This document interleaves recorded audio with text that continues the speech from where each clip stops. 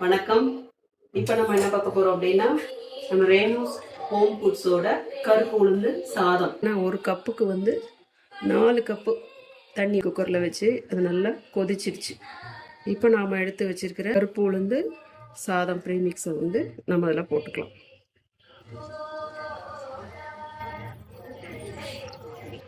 இதில் வந்து நம்ம வந்து எல்லாமே போட்டுட்டேன்.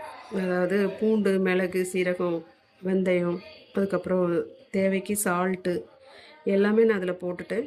இந்த அரிசியும் உளுந்தையும் நல்லா கழுவி காய வச்சு அதுக்கப்புறம் தான் நான் அந்த ப்ரீமிக்ஸ் வந்து ரெடி பண்ணியிருக்கேன். ஸோ நீங்கள் டக்குன்னு வந்து ஒரு கப்பு ப்ரீமிக்ஸ் எடுத்திங்கன்னா 4 கப்பு தண்ணி வச்சு 3 விசில், மீடியம் ஃப்ளேமில் 3 விசில் வச்சிங்கன்னா உங்களுக்கு சூப்பராக கருப்பு உளுந்து சாதம் ரெடி ஆகிடும். இப்போ நம்ம குக்கர் மூடிடலாம்.